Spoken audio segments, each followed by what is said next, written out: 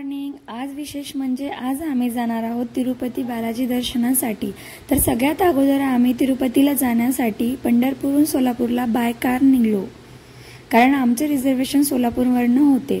तर आम्ही पहाटे 5:30 ला निघालेलो, कारण सोलापूर पंढरपूरवरनं फार जवळ आहे। एक अप्रॉक्सिमेटली 50 मिनिटांमध्ये आम्ही सोलापूरला पोहोचतो, कारण आमची ट्रेन 7 वाजता आहे। नंतर आम्ही सोलापूर स्टेशनला पोहोचलो। ट्रेन अर्धा घंटा लेट होती, त्यामुळे आम्ही तिथं स्टेशनला वेट करत थांबलो। वेटिंग रूममध्ये वेट केलं। नंतर आमची ट्रेन 7:45 ला आली व आम्ही ट्रेनमध्ये बसून आमचा प्रवास स्टार्ट झाला। 12 तासाचा आमचा प्रवास आहे। तर चला पाहूया प्रवास कसा होतो। तर श्लोकचा पहिल्यांदा एवढा मोठा प्रवास होता आणि तो त्याने खूप मस्त एन्जॉय केला, अजिबात परेशान केलं नाही व त्याने खूप जास्त एन्जॉय केला। असा आमचा पूर्ण 12 तासाचा प्रवास कंप्लीट करून आम्ही रात्रीच्या 8 वाजता तिरुपतीमध्ये पोहोचलो व आम्ही एक नाईट खालीच थांबलो, कारण आम्हाला गोविंदराज आणि पद्मावती देवीचे दर्शन करायचे होते। त्यामुळे आम्ही एक नाईट खालीच काढली व दुसऱ्या दिवशी सकाळी आम्ही आता त्या देवांचे दर्शन घेणार। डे मॉर्निंगला सगळ्यात अगोदर आम्ही तयार झालो व आम्ही सगळ्यात पहिल्यांदा गोविंदराजाचे दर्शन घेतले। हे गोविंदराजा टेम्पल आहे, तर आम्ही तिथं दर्शन वगैरे केलं। नंतर आम्ही तिथे थोडा वेळ बसलो निवांत आणि मग थोडेसे फोटो घेतले। फोटो व्यवस्थित आले नाही, कारण खूप ऊन होतं आणि एवढ्या उन्हामध्ये पोज देणं मुश्किल होतं, त्यामुळे आम्ही थोडेसेच फोटो घेतले। आज श्लोकने मुलीचा ड्रेस घातलेला, पण त्याचा व्यवस्थित चेहरा दिसत नाहीये आणि तो झोपेतून उठल्यामुळे मी त्याचे सिंगल फोटो पण नाही घेतले। तर तुम्ही पाहू शकतात किती सुंदर आहे गोविंदराजाचं टेम्पल, आमच्या फोटोच्या बॅक साईडला दिसतंय।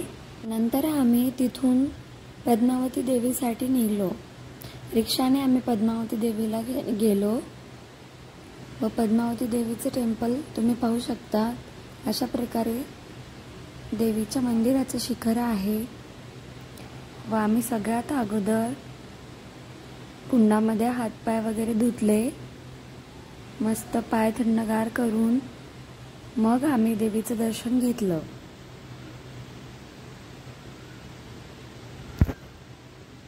कुंड खूप सुंदर आहे आणि त्यामध्ये सेंटरला एक सुंदर असं मंदिर असल्यामुळं खूप छान वाटतं पाहायला। माझ्यासोबत आई पण खाली उतरलेली। अगोदर आम्ही दोघींनी हातपाय धुतले। भरपूर लोक तिथं आंघोळ पण करतात, पण आमच्याकडे वेळही नव्हता आणि आम्ही कपडे वगैरे पण घेऊन गेलेलो नाही, त्यामुळे आम्ही हातपाय धुतले आणि देवीचे दर्शन घेतले। नंतर मी थोडेसे माझे व आईचे फोटोज क्लिक केले।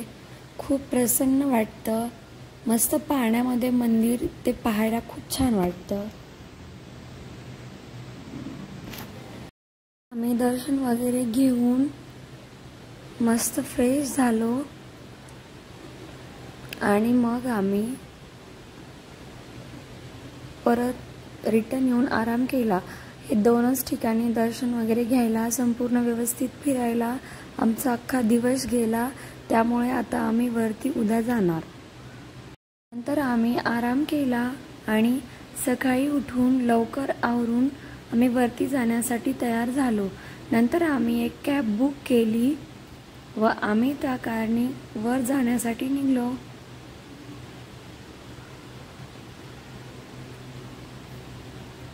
ह्यांनी ड्रायव्हर काकांना पूर्ण विचारत आहेत की दर्शनासाठी कुठून व कसं जायचं, आणि असं करून आमचा वरती जाण्याचा प्रवास स्टार्ट झाला। श्लोक पाहतोय पूर्ण व्यवस्थित की आपण कुठे चाललो, कुठे फिरतोय दररोज। तर मग चला पाहूया आपण तिरुपतीमधून तिरुमलाला कसं जायचं व रस्त्यामध्ये मस्त आपण एन्जॉय करूया। तुम्ही पण आमच्यासोबत तिरुमळ्याला. आम्ही तर खूप जास्त एक्सायटेड आहेत. मागच्या वेळेस मी 12वीला असताना गेलेली. आता जवळपास 5-6 वर्ष झालं मी तिरुपतीला नाही गेली, तर माझी एक्साइटमेंट लेवल खूप. तर आता आपण वळूया श्लोककडे. श्लोक तर सध्या खूप शांत बसलाय, कारण त्याची जस्ट नाव झोप झालेली आहे. आता समोरच्या प्रवासामध्ये तो फार धिंगाणा करणार. आणि आता समोर एक खूप सुंदर असं निसर्गरम्य वातावरण आणि त्यामध्ये असं डेकोरेट केलेलं छान अशी मूर्ती आलेली होती. म्हणून श्लोकचे बाबा म्हणाले की मी समोर आहे, इथून समोर मी रेकॉर्ड करतो. म्हणून मी त्यांच्याकडे फोन दिला. आता इथे आम्ही थांबलो आहोत चेकिंगसाठी. वरती काहीही घेऊन जायची परमिशन नसती. इव्हन तुमची प्लास्टिक बॉटल पण वरती चालत नाही. त्यामुळे शक्यतो तुम्ही स्टीलची बॉटल रेफर करा वरती घेऊन जाण्यासाठी. म्हणून इथं श्लोकचे बाबा 2 मिनिटं गाडीच्या खाली उतरले आणि सुंदर असा व्ह्यू आम्ही आमच्या फोनमध्ये कॅप्चर केला. नंतर आम्ही पूर्ण बॅग वगैरे चेक केलं. आम्ही बाय कार जाऊ लागलो, म्हणून आमच्या बॅग सोबत होत्या. जे चालत किंवा बाकी दुसऱ्या थ्रू जातात त्यांनी बॅग डायरेक्ट ट्रान्सफर करतात वरती. आम्ही आमचा बॅग वगैरे चेकिंग करून परत आमचा प्रवास चालू झाला. इकडचं एवढं सुंदर वातावरण पाहून अक्षरशः मला तर वाटत होतं गाडीमधून उतरून पायी चालत वरती जावं, पण असं करायला परमिशन नसते, कारण ते पूर्ण जंगली एरिया आहे आणि त्यामध्ये भरपूर प्राणी वगैरे असतात. त्यामुळे तिथून पायी चालायला कोणालाही परमिशन नाही. आपण बाय कारच जाऊ शकतो.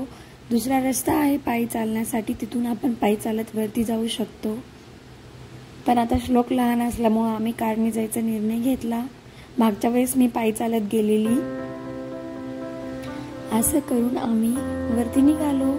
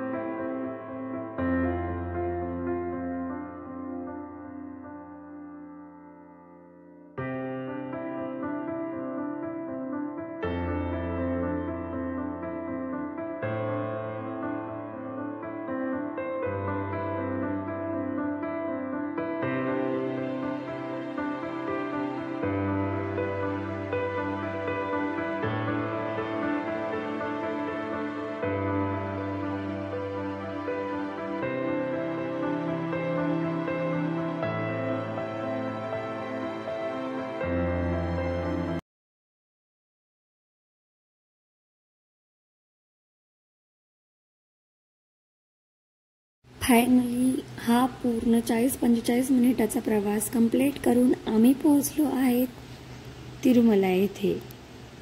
तर चला मग आता आपण आत पाहूया तिरुमला कसा आहे. एंट्री तर खूप छान आहे. तुम्ही पाहू शकता इथे प्रत्येक एंट्रीला वेगवेगळ्या प्रकारचं डेकोरेट केलेले आहे आणि इथे पण हा व्ह्यू खूप आणि खूप खूप सुंदर आहे. नंतर आम्ही आत गेलो आणि टॅक्सीवाला भैयाने आम्हाला डायरेक्ट जिथे लॉकर रूम वगैरे असतात तिथे सोडलं.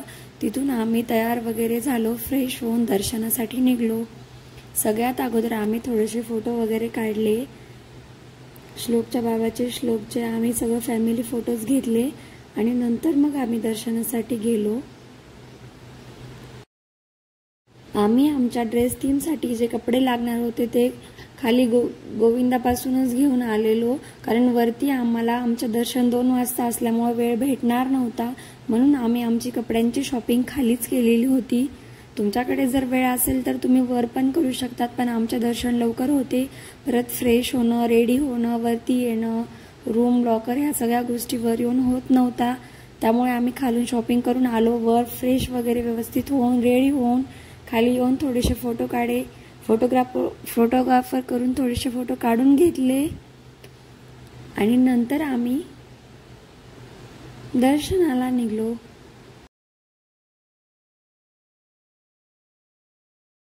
अगदी घाईघाईमध्ये आणि खूप सुंदर सुंदर फोटोग्राफरने काढले आणि आम्ही सुद्धा आमच्या फोनमध्ये भरपूर फोटो घेतले, कारण आमच्याकडे जास्त वेळ नव्हता. 2ला आमचे दर्शन होते. ऑलरेडी आम्ही लेट होतो, त्यामुळं मी फास्ट आवरून निघलो.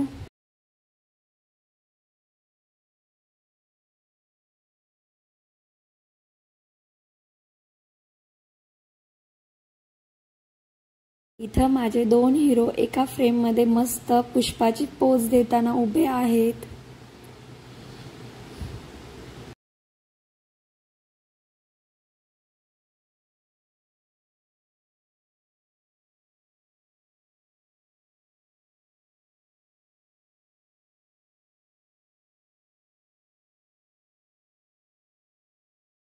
नंतर पाणी वगैरे घेऊन येईपर्यंत फोटोग्राफरनी कॉफी बनवेपर्यंत श्लोक थोडंसं इथं खेळत होता. त्याला मस्त एन्जॉय वाटत होता इथे खेळायला. आणि मग फोटोग्राफरकडून फोटो घेऊन आम्ही निघालो दर्शनासाठी.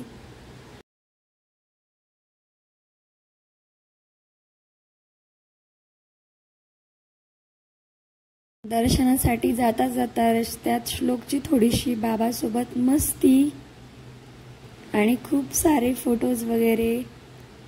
असं त्या वाटत नव्हतं की श्लोक लहान असून सुद्धा आम्ही त्याला बाहेर घेऊन आलो, कारण त्याने अजिबात तंग केलं नाही आणि खूप खूप खूप जास्त एन्जॉय केला. आम्हाला अजिबात त्याने परेशान केलं नाही. वाटलं नव्हतं तो इतका शांत बसेल. आणि असं एन्जॉय करत करत त्यांनी आम्हाला आमच्या प्रवासात तसेच दर्शनामध्ये खूप साथ दिली. और यहाँ फिर एक बार हमारे दोनों हीरो अपनी स्टाइल में आ चुके हैं और यहाँ पोज देते हुए दोनों पापा बेटे फिर से.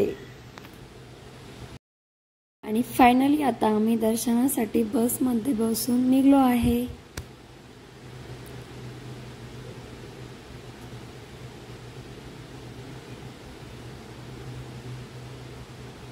आम्ही दर्शनासाठी निघलो व असा प्रवास करत करत आम्ही मंदिराच्या जवळपास पोहोचलो. मंदिराच्या जवळ एक खूप मस्त तिरुमती बालाजीचं डेकोरेशन केलेलं आहे. तिथं आम्ही थोडा वेळ थांबलो, थोडेसे फोटोज वगैरे घेतले, पण खूप जास्त ऊन असल्यामुळे आम्ही जास्त तिथं थांबलो नाही. थोड्याच वेळात आमचं फोटो सेशन आवरलं आणि नंतर आम्ही आमचा मोर्चा मंदिराकडे वळवला.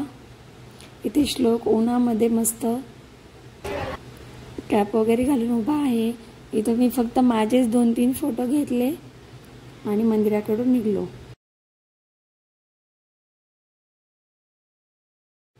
इथं फायनली आता आम्ही मंदिरामध्ये पोहोचलो आहे.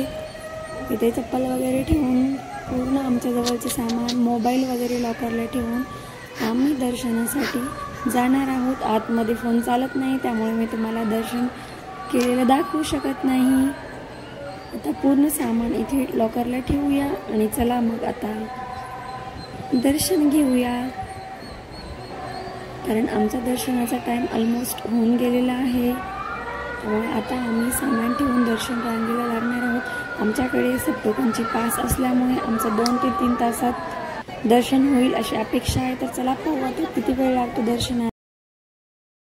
आम्हाला जवळपास 3 तास दर्शनाला लागले आणि दर्शन करून बाहेर आल्यावर आम्ही थोडा वेळ फोटो वगैरे काढले इथं आणि थोडंसं बाहेर येऊन रिलॅक्स झालो. फोन वगैरे कलेक्ट केले, सामान वगैरे कलेक्ट केलं आणि थोडं बसलो.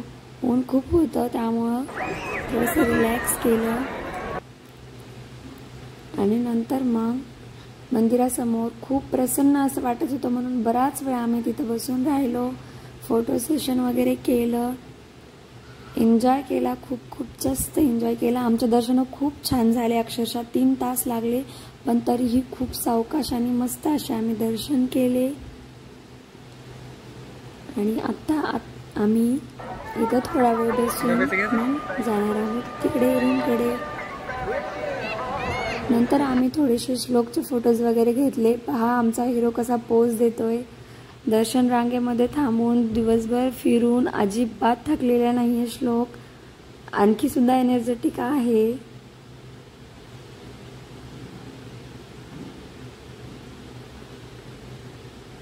आणि असं श्लोकचं फोटोशूट वगैरे करून मी आणि आई आम्ही दोघी गेलो दिवा वगैरे लावायला. आम्ही दोघींनी मंदिरासमोर दिवा वगैरे लावला आणि देवाला नमस्कार करून परत आम्ही दोघी आता खाली आलो व इथं मंदिरासमोर थोडा वेळ बसलो. खूप खूप छान वाटतं इथून हा पूर्ण व्ह्यू पाहण्यासाठी. मस्त असे इथून मी 2-3 फोटो क्लिक केले आणि मग आता आम्ही आहे थोडेशा फॅमिली फोटोची. मग ह्यांचे थोडेसे फोटो काढले मी व ह्यांनी पण माझे थोडेसे फोटो काढून घेतले. कारण आता आज दर्शन झालं म्हटल्यावर उद्या आम्ही मंदिराकडे नाही येणार. इथेच थोडा वेळ आता बसून फोटो वगैरे काढून आता उद्या डायरेक्ट आम्ही आजूबाजूच्या देवांचे दर्शन घेणार व मग परत रिटर्न निघणार. त्यामुळे आता आज आम्ही इथे थोडा वेळ थांबून व्यवस्थित फोटो वगैरे काढून घेणार. मग श्लोकचे वगैरे पण आम्ही छान छान फोटोज घेतले आणि असं करून आम्ही नंतर जेवण वगैरे केलं, थोडीशी शॉपिंग केली आणि परत आम्ही आता आराम करायला निघून गेलो कारण खूप थकलेलो होतो. असं करून आजचा आमचा पूर्ण दिवस व तसेच मागचे 2 दिवस मी पूर्ण व्हिडिओमध्ये सांगितलं आहे आम्ही कसं कसं गोविंदराजा, पद्मावती आणि तिरुपती बालाजीचे दर्शन घेतले. नेक्स्ट व्लॉगमध्ये आपण बघूया की आजूबाजूच्या देवांचे दर्शन आम्ही कसे घेतले व बाय कार गेलो, कसे गेलो आणि आम्ही कसा कसा एन्जॉय केला. तर इथपर्यंतच्या प्रवासात आम्ही खूप जास्त एन्जॉय केला आणि आम्हाला खूप खूप छान वाटलं. व्हिडिओ आवडला असेल तर व्हिडिओला लाईक, कमेंट, शेअर व माझ्या चॅनलला सबस्क्राईब करायला विसरू नका. तुम्हाला आणखी माझे असेच नवनवीन व्हिडिओ पाहायचे असेल तर बेल आयकॉनवर क्लिक करा आणि नंतर आपण भेटूया अशाच सुंदर अशा नेक्स्ट व्हिडिओमध्ये. त्यामध्ये आपण पाहूया की आम्ही तिरुपती बालाजीच्या आजूबाजूचे देव कसे पाहिले, आकाशगंगा वगैरे ते सगळं कसं पाहिलं ते आपण पाहूया नेक्स्ट व्हिडिओमध्ये. Bye bye. लवकरच भेटूया एका नवीन व्लॉग बरोबर.